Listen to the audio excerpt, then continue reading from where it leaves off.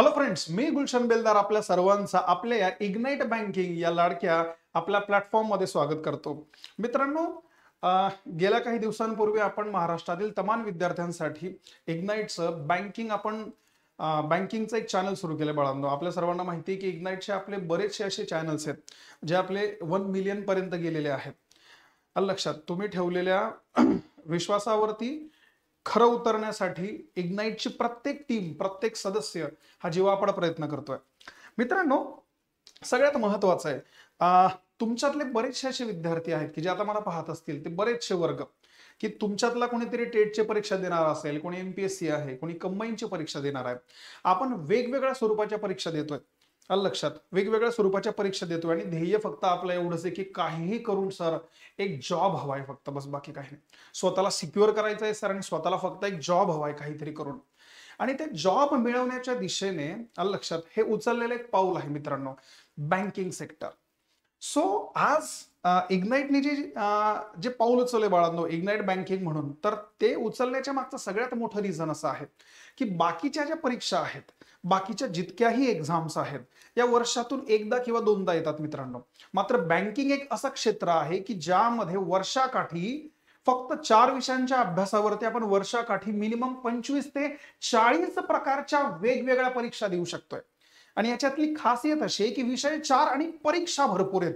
म्हणजे माझ्या भाषेत बोलायचं झालं तर अभ्यास एक, परीक्षा अनेक, या पातळीवरती लक्षात, या विचारसरणीवरती आपण काम करतोय. आजच्या या लेक्चरमध्ये स्पेशली 2025 मध्ये बँकिंग मध्ये ज्या ज्या परीक्षा येणार आहेत लक्षात, तर त्यांचा आढावा आपण घेणार आहे. आढावा म्हणण्यापेक्षा स्पेशली ज्या क्रीम लेवलच्या एक्झाम्स आहेत, बऱ्यापैकी बँकिंग मध्ये येणाऱ्या सर्व ज्या परीक्षा आहेत, तर त्यात थोड्या 19-20 लेवलला सर्वांचा सिलेबस काय आहे, स्ट्रक्चर काय आहे, कोण कंडक्ट करतं, कसं कंडक्ट करतं, या सगळ्या गोष्टी आपण पाहणार आहेत. म्हणून सगळ्यात महत्वाचं आपण लेक्चरला स्टार्ट करतोय. मग सगळ्यात महत्वाचं काम आहे, बघा, सगळ्यात महत्वाचं तुमच्या सर्वांचं मी पुन्हा आपल्या या चॅनलमध्ये स्वागत तर करतोच आहे, मात्र अगेन तुमचं या बँकिंग सेक्टरमध्ये स्वागत आहे. तुमच्यातले बरेचसे असे विद्यार्थी आहेत बाळांनो की जे बिगिनर्स आहेत आणि काही असे आहेत की जे आधीपासून तयारी करतायत. जे आधीपासून तयारी करतायत ते माझ्या गोष्टींशी सहमत असणार आहेत. आणि जे मुलं आता तयारी करत नाही, की जे फ्रेशर्स आहेत, की जे बिगिनर्स आहेत, की ज्यांना तयारी करायची, त्यांना मी एक सांगू इच्छितो की तुम्ही बँकिंग सेक्टर का निवडावं, तुम्ही बँकिंग सेक्टर का निवडू शकतात. सगळ्यात महत्वाचं पहिलं जर कधी रिझन असेल तर सगळ्यात महत्वाचं सर्वात कमी विषय आहेत. लक्षात, कमी सब्जेक्ट. कमी सब्जेक्ट म्हणजे किती सर? फक्त 4 ते 5 प्रकारचे विषय आहेत. लक्षात, किती प्रकारचे विषय? 4 ते 5 प्रकारचे. कोणते कोणते आहे? याच्यामध्ये असतं मॅथ्स, याच्यामध्ये आहे रिझनिंग, याच्यामध्ये आहे इंग्रजी, त्याच्यानंतर याच्यामध्ये आहे चालू घडामोडी, ज्याला आपण करंट अफेअर असं म्हणत असतो, की जे सर्वांमध्ये असतं, आणि याच्यामध्ये आहे थोडंफार कॉम्प्युटर. लक्षात, 4 ते 5 विषयांच्या अभ्यासावरती तुम्ही बँकिंगच्या भरपूर साऱ्या परीक्षा देऊ शकतात, खूप साऱ्या परीक्षा देऊ शकतात. अजून एक दुसरं रिझन आहे, बँकिंगच्या एक्झाम देत असताना आपल्याला याच्यामध्ये पे स्केल जे आहे बाळांनो, याच्यामध्ये जे पे स्केल आहे, जी डिग्निटी आहे, लक्षात, ज्या वेळेला आपण कोणाला तरी सांगतो की बाबा काम कुठं करतो, सर मी बँकेत काम करतो. कुठल्या बँकेत आहे? सर मी SBI ला आहे. लोकांचा पाहण्याचा अप्रोच, लोकांचा पाहण्याचा दृष्टिकोन आपल्याकडे बदलतो. अशा मल्टिपल बँक्स आहेत, खूप साऱ्या बँक्स आहेत. म्हणजे माझं एक स्वतःच एक असं वाक्य आहे की अख्ख्या महाराष्ट्रात लाईट गेली चालते, मात्र बँकेमध्ये लाईट आणि एसी हा नेहमी सुरू असतो. एक डिग्निफाईड जॉब आहे, वेळेवरती येणं, वेळेवरती जाणं. लक्षात, अशा खूप साऱ्या गोष्टी आपल्याला मिळतात त्या बँकिंग सेक्टरमध्ये. ग्रोथ रेट खूप जास्त आहे, ग्रोथ रेट खूप चांगला आहे, त्याच्यामध्ये प्रमोशन खूप चांगलं आहे, वेगवेगळ्या प्रकारच्या गोष्टी याच्यामध्ये आपल्याला मिळतात. आता सर्वात महत्वाचं, मी जर कधी विचार केला याच्या पलीकडे जाऊन बाळांनो, जर मी हा विचार कधी केला की मी बँकिंग का करावं, तर एकदम सिंपल आहे, बाकीच्या परीक्षा वर्षातून एकदा येतात, म्हणून मला माझं जे स्किल आहे तर त्यांच्यामध्ये दाखवण्यासाठी 365 दिवसानंतर चान्स मिळतो. जर मी कंबाईनची परीक्षा दिली किंवा बाकीच्या कुठल्या तरी परीक्षा दिल्या तर एका वर्षाच्या नंतर मला ती एक्झाम द्यायला येते. सो 1 वर्षापर्यंत माझं मोटिवेशन 0 आहे. आणि स्पर्धा परीक्षा करणाऱ्या मुलांच्या तोंडाला रेग्युलर रक्त लागलंच पाहिजे. याचा अर्थ काय? याचा अर्थ जर तुम्ही एखादी परीक्षा जर समजा काही मार्कांमुळे राहून गेलात आणि जर तुमच्या समोर दर आठवड्याला किंवा जर महिन्याला एखाद्या एक्झाम कधी असतील, तर डेफिनेटली स्वतःवरती काम करून आपण त्या परीक्षांमध्ये प्राधान्य मिळवू शकतो. लक्षात ठेवा, त्याच्यामध्ये आपली प्रगती होऊ शकते. आणि ते एकच असं सेक्टर आहे की जे आहे बँकिंग सेक्टर, की सध्या त्याची ग्रोथ भरपूर जास्त प्रमाणात हे तुम्हाला माहिती असणार आहे. तुमचाच अभ्यास करणारा एखादा मित्र असणार आहे की जो गेल्या काही महिन्यांमध्ये पास झाला असेल, की त्याने हार्डली 1 ते 1.5 वर्ष बँकिंगची तयारी केली आणि त्याला चांगल्या पगाराची नोकरी मिळाली. सो आपण याच प्रोसेसमध्ये पुढे जात असताना आपण सगळ्यात पहिले पाहूया की सर बँकेत तर जॉब करायचा आहे, मात्र आम्हाला काही माहिती नाही. सो बाळांनो, बँकेत जॉब करत असताना बँक जी आहे तर ती 3 लेव्हलवरती परीक्षा कंडक्ट करते. जर बँकेमध्ये जर तुम्हाला रिक्रूट व्हायचं असणार आहे, जर तुमची इच्छा आहे की सर मला बँकेमध्ये जॉबला जायचंय, तर बँकेमध्ये जॉब जाण्यासाठी किंवा बँकेमध्ये जॉब मिळवण्यासाठी तुम्हाला 3 गोष्टी कळणं गरजेच्या आहेत की 3 लेव्हलवरती परीक्षा घेतल्या जातात. एक IBPSच्या एक्झाम्स असतात की जे हे काय आहेत, IBPS काय आहे, SBI काय आहे आणि RBI काय आहे. SBI आणि RBI या तर बँक आहेत हे सर्वांना माहिती आहे. आलं लक्षात. आता एक आहे IBPS चा अर्थ काय, तर institute of banking personnel selection. एक असा ठेकेदार, एक असा कॉन्ट्रॅक्ट घेणारी संस्था की जी महाराष्ट्रातल्या भारतातल्या तमाम बँकांमध्ये रिक्रुट करण्यासाठी बाळांनो एक्झाम कंडक्ट करतं. आलं लक्षात.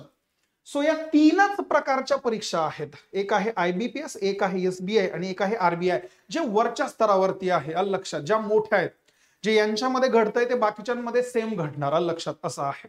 ठीक आहे ना. सो 1 बाय 1 आपण पाहूया.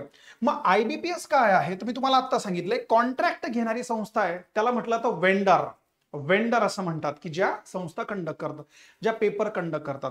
मग बऱ्याचशा अशा बँक असतील की ज्या बँक मध्ये जर कधी समजा एखाद्याला म्हणजे जर बँकेमध्ये रिक्रुटमेंट जर कधी असेल तर या बँका यांना सांगतात, IBPS ला कॉल करत असतील, त्यांना सांगत असतील की साहेब आमच्या बँकेमध्ये आम्हाला मिनिमम 200 लोकांची गरज आहे, आम्हाला PO ची गरज आहे, क्लर्कची गरज आहे वगैरे वगैरे. या प्रकारच्या जागा भरण्यासाठी किंवा या प्रकारच्या जागा भरण्याचं काम कोण करत आहे, IBPS. आणि IBPS यांच्यासाठी या बाकीच्या परीक्षांसाठी या बाकीच्या बँकांसाठी एक्झाम कंडक्ट करते. लक्षात ठेवा. मग IBPS थ्रू कोणत्या कोणते पद भरले जातात, तर त्याच्यामध्ये आहे क्लर्क आहे. आलं लक्षात. PO आहे, प्रोव्हिजनरी ऑफिसर, मॅनेजर लेव्हलचं पद आहे. आलं लक्षात. SO स्पेशलिस्ट ऑफिसर आहे. आणि पुढचं आहे IBPS RRB, ग्रामीण बँका, रिजनल रुरल बँक. ओके. मग हे झालं IBPS. मग एक गोष्ट लक्षात ठेवा, सर्वच्या सर्व बँकांमध्ये मात्र SBI अशी बँक आहे, SBIचं म्हणणं आहे की तुम्ही आमची एक्झाम कंडक्ट करू नका. SBI एक अशी बँक आहे, SBI एक अशी शाखा आहे मोठी की ती स्वतःच्या एक्झाम स्वतः कंडक्ट करते on the basis of IBPS. दोघांचा पेपर पॅटर्न हा 99% 90 ते 95 किंवा 99% सारखाच असतो. मग SBI ज्या एक्झाम कंडक्ट करते, SBI मधून आपण कोणत्या कोणत्या रिक्रुटमेंट करू शकतोय. सगळ्यात महत्वाचं आहे, पहिलं आहे SBI ज्युनियर असोसिएट, JA असं म्हणतात. यालाच तुम्ही क्लर्क असं म्हणू शकता. आलं लक्षात. त्याच्यानंतर पुन्हा PO आहे आणि त्याच्यानंतर आहे SBI SO specialist officer. Hierarchy जर कधी आपण पाहिली, जर क्रोनॉलॉजी जर कधी आपण पाहिली, प्रायोरिटी, तर IBPS ला जर कधी 1 स्टार असणार आहे तर SBI ला 2 स्टार आहेत. म्हणजे IBPS मधून तुम्ही ज्या बँकांमध्ये निवडल्या जाणार आहे, ज्या बँकांमधून तुमचं सिलेक्शन होणार आहे, तर त्यांच्यापेक्षा जर तुमचं SBI मधून सिलेक्शन झालं तर तुम्हाला मिळणारं वेतन, तुम्हाला मिळणारा पगार, तुम्हाला मिळणारी थोडीफार डिग्निटी जी आहे तर ती थोडीशी उंचावलेली असणार आहे. म्हणजे जर IBPS मधून जर तुम्ही क्लर्क झाला आणि जर तुम्हाला पगार फॉर एक्झाम्पल जर 20,000 मिळत असेल, तर निश्चितपणे SBIच्या क्लर्कला मिळणारा पगार हा 20,000 पेक्षा जास्त 30,000 ते 35,000 पर्यंत असू शकतो. आणि याच्यानंतर एक शेवटची बँक आहे. आलं लक्षात. त्याला म्हटलं जातं बँक ऑफ फादर, सगळ्यांची फादर बँक जी आहे RBI, reserve bank of India. आणि RBI कंडक्ट करते 2 प्रकारच्या परीक्षा. त्यांच्यामध्ये 2 प्रकारचे पद भरले जातात.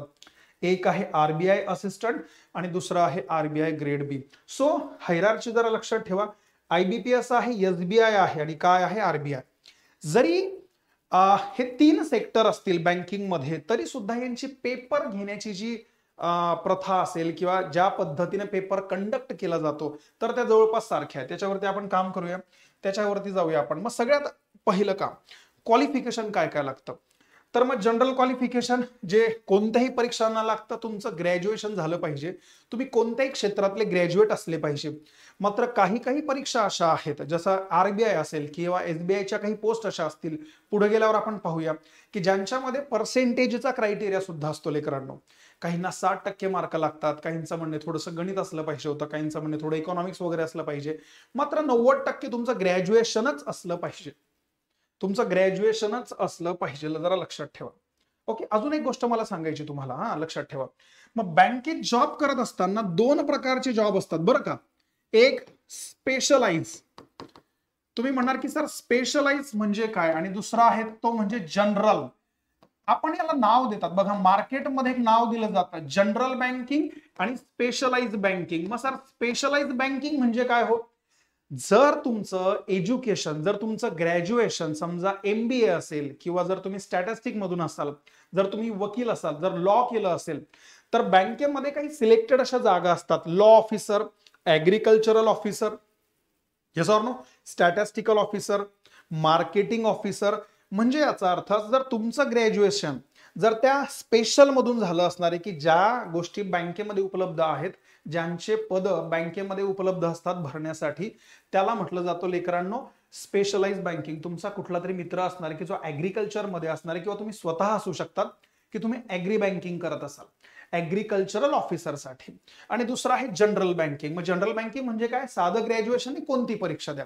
बँकेमध्ये 2 प्रकारच्या जागा आहेत, एक स्पेशल आणि दुसरे आहेत जनरल. आलं लक्षात? असं आहे.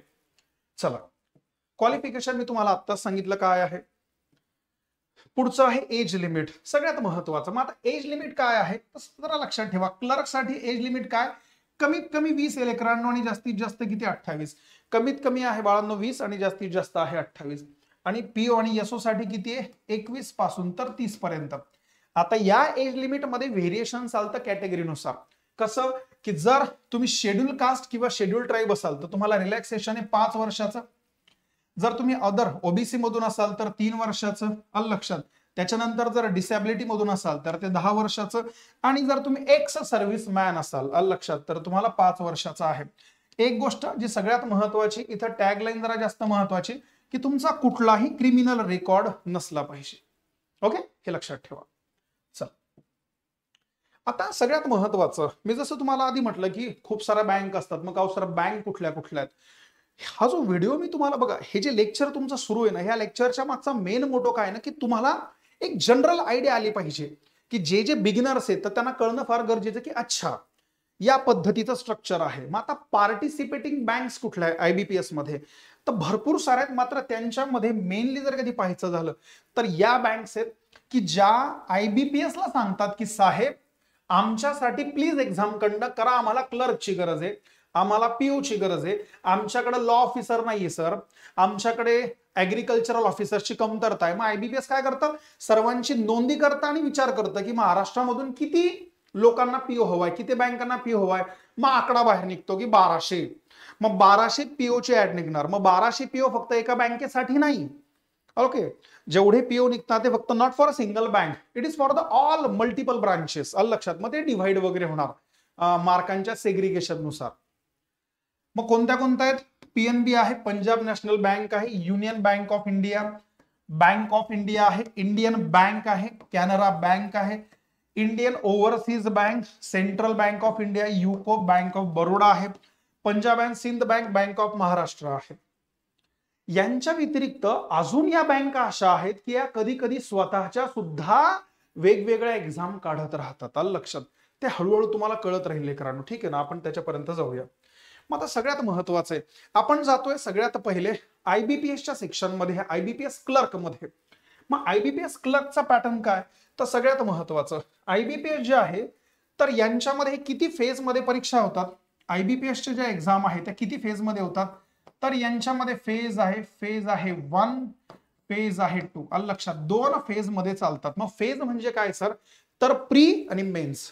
क्लर्क साठी 2 आहेत बाळांनो, एक आहे प्री आणि दुसरं काय आहे? मेन्स. आपण पाहूया. सगळ्यात महत्वाचं, मग सगळ्यात बघा IBPS क्लर्कची परीक्षा द्यायची तर सगळ्यात पहिलं जे ऑब्स्टॅकल असणार आहे तर ते आहे लेकरांनो प्रिलिमचं. मग प्रिलिम मध्ये काय आहे? प्रिलिम मध्ये तुम्हाला आहे 3 विषय. कुठला आहे? तुम्हाला आहे इंग्रजी, तुम्हाला आहे क्वांटिटेटिव्ह ऍप्टिट्यूड म्हणजे गणित, आणि त्याच्यानंतर तुम्हाला आहे रिझनिंग. हे जरा लक्षात ठेवा. मग किती प्रश्न आहेत? तर इंग्लिश लँग्वेजचे आहे 30 प्रश्न, गणिताचे आहे 35 आणि रिझनिंगचे आहे 35. बँकांमध्ये एक गोष्ट फार जास्त महत्वाची की जी समजून घेणं आहे. बँकेच्या एक्झाम काही काही वेळेला मुलांना थोड्या त्रासदायक का ठरतात, कारण बँकांमध्ये आपल्याला दोन प्रकारच्या गोष्टी आहेत. एक आपल्याला आहे सब्जेक्ट क्वालिफाय करावा लागतो. लक्षात, म्हणजे आपल्याला काय करावं लागतं, सब्जेक्ट क्वालिफाय, आणि दुसरं जे आहे तर ते आहे सेक्शन क्वालिफाय. या दोन गोष्टी खूप जास्त महत्वाच्या आहे आणि या दोनच गोष्टींमुळे भरपूर वेळेला मुलं पॉइंट राहून जातात. मग सर सब्जेक्ट क्वालिफाय करणं म्हणजे काय? जर तुम्ही आयबीपीएस क्लर्कची प्रिलिमिनरी, जर तुम्ही प्रीची एक्झाम कधी दिली तर इंग्रजीचा कट ऑफ काढावा लागेल स्पेशली. म्हणजे तो इंग्रजीचा जो इंग्रजी जे आहे, इंग्रजी नावाचा जो विषय असणार आहे तो तुम्हाला क्वालिफाय करावा लागणार. म्हणजे काय, मग तो जो पेपर निघालाय, ती जी ऍड आलेली आहे, तर जेवढ्या मुलांनी फॉर्म दिलेले आहेत तर त्यांचा एक ऍव्हरेज कट ऑफ निघणार, आणि जर तुम्हाला तेवढे मार्क मिळाले असतील तर तुम्ही इंग्रजी पास करणार, तसंच गणितही पास करणार, तसंच रिझनिंगही पास करणार. आता हे झालं सब्जेक्ट क्वालिफाय. एकदा का सब्जेक्ट क्वालिफाय झाला का त्याच्यानंतर सेक्शन क्वालिफाय. म्हणजे याचा अर्थ असा, याला म्हटलं जातं सेपरेशन तर झालं, त्याच्यानंतर ओव्हरऑल सुद्धा तुम्हाला क्वालिफाय करावा लागतो. ओव्हरऑल फक्त इंग्रजी किंवा गणित किंवा रिझनिंग पास करून नाही चालणार. लक्षात, ते जरी तुम्ही पास केलं, मात्र सर्वच्या सर्व तिन्ही विषय तुम्ही क्वालिफाय केलेत का, हे महत्वाचं आहे. आधी हे डोक्यात टाका. ठीक आहे, मग इथं मार्क्स लिहिलेले तुम्ही वाचू शकतात. लक्षात, मला जास्त तुमचा वेळ घ्यायचा नाहीये. मॅक्झिमम मार्क्स आहेत, जनरली एका प्रश्नाला 1 मार्क आहेत. लक्षात, 20 मिनिटं 20 मिनिटं 20 मिनिटं 60 मिनिटं आहेत. पेपर हा कंपल्सरी इंग्रजी आणि हिंदी मधून होतो. आता बऱ्यापैकी मागे सुरू होतं की तो मराठी माध्यमातून सुद्धा होईल, मात्र अजून तसा काही GR प्रॉपर असा आलेला नाहीये. मात्र जर आला भविष्यात तर मग आपली चांदी होईल, लक्षात ठेवा. ठीक आहे, चला. प्री झाल्यानंतर मग आपण चाललोय मेन्स कडे. मग मेन्स मध्ये कोणते विषय आहे, तर मेन्स मध्ये आहे रिझनिंग आणि कॉम्प्युटर ॲबिलिटी. लक्षात, कॉम्प्युटर आहे, थोडे प्रश्न रिझनिंगचे, त्याच्यामध्ये कॉम्प्युटर ॲबिलिटी आहे. मग सर प्रश्न किती, 50 प्रश्न 60 मार्कांना. इंग्रजीचे 40 प्रश्न किती, 40 मार्कांना. गणिताचे 50 प्रश्न 50 मार्कांना. आणि जनरल किंवा फायनान्शियल अवेअरनेसचे 50 प्रश्न 50 मार्कांना. अशा पद्धतीने टोटल 190 प्रश्न 200 मार्कांना आहे. तुम्हाला वाटल्यास तुम्ही ह्याचा स्क्रीनशॉट काढून घ्या, हा व्हिडिओ सेव्ह ठेवा, तुम्हाला कधी फ्युचरमध्ये फायदा होईल. लक्षात, सगळ्यात महत्वाचं, जर टायमिंग जर कधी पाहिला तर जरा लक्षात ठेवा. याच्यामध्ये थोडक्यात जरा लक्षात ठेवा, 45 मिनिटं जे आहेत, लक्षात, याच्यामध्ये जे 45 मिनिट्स आहेत हे तुम्हाला कशासाठी मिळणार आहेत, लक्षात ठेवा, रिझनिंग ॲबिलिटी आणि कॉम्प्युटरसाठी. 35 मिनिटं कशासाठी आहे, इंग्रजीला. क्वांटिटेटिव्ह ॲप्टिट्यूडला किती आहे, 45 मिनिटं, लक्षात. त्याच्यानंतर जनरल फायनान्शियल अवेअरनेसला किती आहे, 35. अशा पद्धतीने 160 मिनिटं आपल्याला मिळतील. ओके, चला नेक्स्ट आपण जाऊया. आता आयबीपीएस क्लर्क आपलं झालं, मग आता एसबीआय क्लर्क कशा आधारावरती पेपर घेतं, सेम, नो डिफरन्स, सगळ्यांच्या गोष्टी सारख्याच राहणार, तुम्ही रीड करू शकता. लक्षात, मी आधीच सांगितलं की 19-20चा फरक आहे, जास्त डिफरन्स वगैरे नाहीये. आपल्याला अभ्यास तिन्ही विषयांचा सारखाच करायचा आहे. म्हणजे एकदाच गणित, एकदाच रिझनिंग आणि एकदाच इंग्रजी शिकायचंय. एकदा शिकलं का मग सगळ्या एक्झाम देता येतील. लक्षात, 1 to मेन आहे, 3-4 विषयांचा अभ्यास आणि मल्टिपल एक्झाम्स आहे. लक्षात, आणि लेव्हल पण 30 ठेवावी लागणार आहे एसबीआयच्या लेव्हलची, म्हणजे बाकीच्या सुद्धा एक्झाम आपल्या क्रॅक वगैरे होणार. तुम्ही पाहू शकतात, एसबीआय क्लर्कचा प्री आहे, त्याच्यानंतर एसबीआय क्लर्कचा काय आहे, मेन्स आहे. तुम्ही पाहू शकतात काय आहे, सेम क्रायटेरिया आहे, नो डिफरन्स, जास्त काही फरक वगैरे याच्यात नाहीये, सेम आहे. त्याच्यानंतर पुढे आपण पाहतोय आयबीपीएस पीओ. लक्षात, मग आयबीपीएस पीओ म्हटलं म्हणजे याचा अर्थ थोडीशी वरची पोस्ट, मॅनेजर लेवलची पोस्ट जरा. मग आता त्याच्यामध्ये काय आहे, अगेन प्री सेम आहे. तुम्ही आयबीपीएस प्री घ्या किंवा आयबीपीएस पीओ घ्या, एसबीआय क्लर्क घ्या किंवा एसबीआय पीओ घ्या, दोघांची जी प्री आहे तर प्रीचा सिलेबस बऱ्यापैकी ऑलमोस्ट सारखा आहे. ठीक आहे ना, इथे पण पाहू शकतात सेमच आहे. या ठिकाणी बघा, रिझनिंग आणि कॉम्प्युटर ॲबिलिटी आहे, इंग्लिश लँग्वेज आहे. हा, फक्त एक गोष्ट जरा लक्षात ठेवायची की ज्या वेळेला आपण क्लर्क मधून पीओ मध्ये जातो, ज्या वेळेला आपण क्लर्क मधून पीओ मध्ये जातो, लक्षात, किंवा आपण ज्या वेळेला प्री मधून मेन्स मध्ये जातो, तर जो गणिताचा सेक्शन आहे तर त्याच्यामध्ये एक प्रकार वाढतो ज्याला म्हटलं जातं DI, डेटा इंटरप्रिटेशन. पुढे पाहू आपण. हा, मग याच्यामध्ये काय आहे, याच्यामध्ये आहे reasoning ability, English language, data analysis आणि डेटा इंटरप्रिटेशन. हा प्रकार जरा जास्त महत्वाचा, बाकीचं सगळं सेम आहे, लक्षात ठेवा. तुम्ही पाहू शकता हा का महत्वाचा. 35 प्रश्न किती मार्कांना आहे? 60 मार्कांना आहे. जर आपण कधी पाहिलं, हा अजून एक गोष्ट, ज्यावेळेला तुम्ही पीओचा पेपर देणार ना, तर पीओचा पेपर देत असताना याच्यामध्ये सगळ्यात महत्वाचं एक आहे इंग्लिश लँग्वेज आणि लेटर आणि एसे रायटिंग असतं. आलं लक्षात. याच्यामध्ये प्रश्न असतात तुम्हाला 2 आणि मार्क किती असतात? 25. 12.5 मार्क आहेत. आलं लक्षात. 30 मिनिटं तुम्हाला मिळतात. याचा अर्थ, याचा मिनिंग असा आहे, 30 मिनिटं जर तुम्हाला कधी मिळालेत तर 3 तास आणि 30 मिनिटं म्हणजे 3.5 तासाचा हा पेपर होतो. या सर्वच्या सर्व गोष्टी एकाच सेटमध्ये होतात. एकदा तुम्ही एंटर केलात तर या गोष्टी सर्वच्या सर्व एका सेटमध्ये होतात आणि हे जेवढंही आहे हे रिटर्न मोडमध्ये आहे, रायटिंग मोडमध्ये आहे. आणि बाकीचा जो पेपर आहे बाळांनो हा आहे कॉम्प्युटरवरती ऑनलाईन मोडमध्ये. लक्षात. ऑब्जेक्टिव्ह वाला. एका प्रश्नाला 5 ऑप्शन्स असतील. बँकिंग मध्ये लेकरांनो एका प्रश्नाला 5 ऑप्शन्स वगैरे असतात. ठीक आहे. हा झाला IBPS PO. Next SBI PO कडे चला. सेम आहे प्री. आलं लक्षात. त्याच्यानंतर एसबीआय पीओ मेन्स कडे चला. सर्वच्या सर्व सेम आहे. फक्त मार्कांमध्ये आणि क्वेश्चन मध्ये थोडासा बदल वगैरे असतो, बाकी जास्त काही नाही. मार्कांमध्ये प्रश्नांमध्ये थोडासा बदल आहे. मागच्या आयबीपीएस मध्ये इंग्लिश मध्ये जो लेटर आणि एसे रायटिंग आहे तर त्याला 12.5 म्हणजे 25 होते. या ठिकाणी 50 मार्क आहेत. 25 एवढाच डिफरन्स आहे. टायमिंग जो आहे अलोकेट केलेला तर टायमिंग आहे सेम बाळांनो. तुम्ही चेक करून घ्याल, तुम्ही स्क्रीनशॉट काढू शकता. सो सगळ्यात महत्वाचं आहे. मग आता तुम्हाला सांगितलं की 3 फेज असतात. फेज 1 म्हणजे काय? फेज 1 म्हणजे तुमची प्री आहे. फेज 2 म्हणजे तुमची पीओ आहे. आणि प्री आहे मेन्स म्हणजे फेज 2. आणि तिसरी जी आहे तर तिसरी आहे फेज 3. फेज 3 म्हणजे याचा अर्थ जीडीपी आहे. इंटरव्ह्यू असतो कंपल्सरी. लक्षात. काय असतो? इंटरव्ह्यू असतो. आता जरा लक्षात ठेवा, इंटरव्ह्यू हा फक्त आणि फक्त पीओ लेव्हलला आहे. क्लर्क लेव्हलला बाळांनो इंटरव्ह्यू कधीच नसतो. जो इंटरव्ह्यू आहे तो फक्त पीओ लेव्हलला असतो. जरा लक्षात ठेवा. मग काय आहे सगळ्यात महत्वाचं, मग मॅक्झिमम मार्क किती? ग्रुप एक्सरसाइज तुम्हाला ग्रुपमध्ये बसवतील आणि कुठल्या तरी एखाद्या मुद्द्यावरती बोलायला लावतील. लक्षात. आणि कोणीतरी मार्क देणारा असतो, ते मार्क्स वगैरे तुम्हाला देतात. त्याच्यानंतर तुमचा इंटरव्ह्यू अशा पद्धतीने 50 मार्कांचा इंटरव्ह्यू आहे. 50 मार्कांची फेज 3 आहे एसबीआय पीओ ची. ठीक आहे. त्याच्यानंतर आयबीपीएस पीओ मध्ये काय? सेम. बघ इथं मॅक्झिमम मार्क किती आहे? 100. लक्षात ठेवा. इथं काय म्हटलं? इथं फक्त इंटरव्ह्यू आहे. जरा लक्षात ठेवा. इथं काय आहे? इंटरव्ह्यू आहे.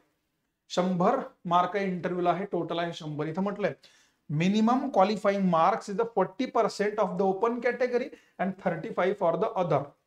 म्हणजे जर तुम्ही अनरिझर्व्ह असाल, जर तुम्ही ओपन कॅटेगरी मधून असाल तर तिथं इंटरव्ह्यूला तुम्हाला मिनिमम 40% मार्क आणायचे. आणि जर बाकीच्या कॅटेगरीत असाल अदर दॅन ओपन तर तुम्हाला 35% मार्क आणायचे की जेणेकरून तुम्ही इंटरव्ह्यू क्वालिफाय करणार. इंटरव्ह्यू क्वालिफाय करणं गरजेचं आहे. आपल्याला फाडून निघायचं नाही बाहेर, आपल्याला फक्त क्वालिफाय करायचं. हे सर्व सांगितलं. लक्षात. तुम्ही थोडासा विचार करू शकत असाल की सर या संपूर्ण एक्झाम मध्ये आरबीआय ची एक्झाम का नाही घेतली? RBI reserve bank of India. RBI हे स्ट्रक्चर पूर्ण वेगळं आहे. आरबीआयला आपल्याला या सेट मध्ये नाही घेता येणार. आरबीआय मी तुम्हाला काय म्हणतात या सेशन मध्ये, या लेक्चर मध्ये आरबीआय बद्दल नाही बोलू शकत. आरबीआय साठी आपल्याला स्वतंत्र लेक्चर घ्यावं लागणार. लक्षात. बँक तशी आहे, त्याची एक्झाम वेगळी आहे. त्याच्यामध्ये 50% ऑब्जेक्टिव्ह आहे आणि 50% पेपर रिटर्न मोड मध्ये आहे. त्याच्यामध्ये इकॉनॉमिक्स आहे, फायनान्स आहे. ते आपण पुढच्या लेक्चरला पाहूया. सो सॅलरी काय आहे? तर सगळ्यात महत्वाचं, बँकेमध्ये एकदा जॉब लागला ना तर क्लर्कची सॅलरी ही कमी असते ऍज कम्पेअर टू पीओ. हे तर तुम्हाला कळत असणार आहे.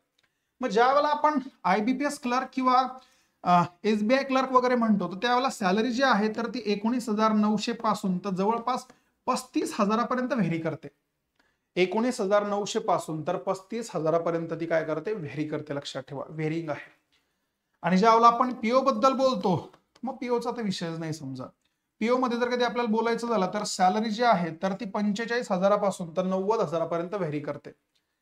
ज्यावेळेला तुम्ही बँकेत जॉबला जातात ना तर त्यावेळेला सगळ्यात महत्वाचं तुम्हाला सर्व प्रकारचे अलाउन्सेस मिळतात. राहायचा खर्च, जायचा खर्च, पेट्रोल खर्च, डिअर अलाउन्सेस, त्याच्यानंतर ट्रॅव्हलिंग आहे, सगळ्याच्या सगळं तुम्हाला मिळतं. म्हणून तुमची जी सॅलरी आहे ना त्याच्यामध्ये ग्रोथ खूप जास्त होते. आणि अजून एक मुद्दा, सॅलरीचं स्ट्रक्चर ठरतं बाळांनो तुम्ही कोणत्या डिस्ट्रिक्ट मध्ये आहात. लक्षात. जर मुंबई, पुणे, नागपूर, नाशिक असा जर कधी मोठा एरिया असेल तर मोठ्या सिटीनुसार सॅलरी थोडी हाईक असते, थोडी जास्त असते. आणि जर समजा एखादा जर कधी सबर्ब रिजन असेल, एखादा कुठला तरी एखादा साधा खेड्यातला प्रकार वगैरे असेल, तालुका लेव्हलला असणार आहे तर सॅलरी थोडीशी कमी असते. लक्षात ठेवा. जास्त नाही, थोडासा फरक वगैरे पडतो. मात्र सर्व गोष्टी जशाच्या तशा मिळतात. लक्षात ठेवा. ओके, असं आहे. पुढे पाहूया सिलेबस काय, अतिशय महत्वाची गोष्ट. क्वांटिटेटिव्ह ऍप्टिट्यूड म्हणजे गणित. मग गणिताचा सिलेबस काय लेकरांनो? याच्यामध्ये बँकिंग मध्ये काय ना, जे उदाहरणं तुम्हाला विचारले जातात किंवा जो सिलेबस तुम्हाला आहे, स्पेशली गणित म्हणा, रिझनिंगचा म्हणायची खासियत काय ना, तुम्हाला प्रॉपर फंडामेंटल्स तयार करावं लागतं. तुमचं प्रॉपर फाउंडेशन असलं पाहिजे. कारण कमी वेळेमध्ये तुम्हाला, मला असं वाटतं की एका प्रश्नाला हार्डली तुम्हाला 30 सेकंद मिळतात आणि त्याच्यामध्ये हा पेपर टॅकल करावा लागतो. मग सर पेपर अवघड आहे का? पेपर अवघड नाही. आलं लक्षात? इग्नाइट तुमच्या सोबतीला आहे, सो डोंट वरी. आलं लक्षात? इथून पुढे तुम्ही आता पाहतही असाल आणि पाहणार सुद्धा असाल, सो त्याच्यामुळे इतका बाऊ करण्याचं काम नाही. पेपर सोपाच राहतो. मात्र आपल्याला एक काम करायचं की आपल्याला संपूर्ण पेपरचा जो सिलेबस आहे, तो स्ट्रक्चर जे आहे तर ते शिकणं फार गरजेचं आहे. मग याच्यामध्ये काय काय शिकायचंय? सगळ्यात पहिलं काम, जगातल्या कोणत्याही एक्झामसाठी बेसिक कॅल्क्युलेशन आलं पाहिजे. आणि हे तेच टॉपिक आहेत की जे आपण शिकत आलोय. याच्यामध्ये काय काय आहे? तर याच्यामध्ये सिम्प्लिफिकेशन असतं, नंबर सिरीज आहे, क्वाड्रॅटिक इक्वेशन आहे.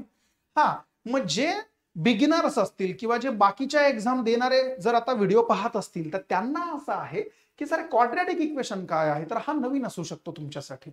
त्याच्यानंतर आहे अप्रॉक्सिमेशन. बाकीचे वरचे सोडले तर खालचे जसेच्या तसेच आहेत, याच्यामध्ये कुठलंही नाही. फक्त हा एक प्रकार आहे, जसं आपण जॉमेट्री वगैरे म्हणतो. आलं लक्षात? जास्त नाही. डेटा सफिशियन्सी आहे, डेटा इंटरप्रिटेशन. आलं लक्षात? आणि क्वांटिटी कंपॅरिझन, हे सर्वच्या सर्व सोपं आहे. आलं लक्षात? तुम्ही आता स्क्रीनशॉट काढून घ्या, तुम्ही वाचून घ्याल. याच्यामध्ये जास्त काही एवढी डेप्थ वगैरे नाही. त्याच्यानंतर आहे रिझनिंग. रिझनिंगला सुद्धा तेच विषय आहेत की जे आपण आतापर्यंत शिकत आलोय. इनइक्वॅलिटी आहे, सिलॉजिझम आहे, डिस्टन्स आणि डायरेक्शन आहे, अल्फा न्यूमरिक आहे, ब्लड रिलेशन नातेसंबंध आहे, सीटिंग अरेंजमेंट, ऑर्डर आणि रँकिंग, पझल आहे, कोडिंग डिकोडिंग, इनपुट आउटपुट आहे, डेटा सफिशियन्सी आहे. त्याच्यानंतर हे आहेत क्रिटिकल रिझनिंगचे काही काही टॉपिक, ज्याला म्हटलं तर स्टेटमेंट्स आणि assumption, conclusion, arguments, course of action आणि आहे कॉज आणि इफेक्ट. बँकिंग मध्ये जे रिझनिंग असतं त्याचे टॉपिक कमी आहे, मात्र त्यांची लेवल थोडी जास्त आहे. याचा अर्थ हा असा नाही की आम्हाला जमणार नाही. ते एकदा आपण शिकायला लागलो ना तर ती मेंटॅलिटी डेव्हलप होत राहते. लक्षात ठेव, ते काम शिक्षकांचं असतं आणि हळूहळू डे बाय डे तुम्हाला अनुभवायला येतं की तुम्ही इतर मुलांपेक्षा बँकिंग मध्ये थोडे सुपिरियर झालात. लक्षात ठेवा. चला, त्याच्यानंतर इंग्लिश आहे.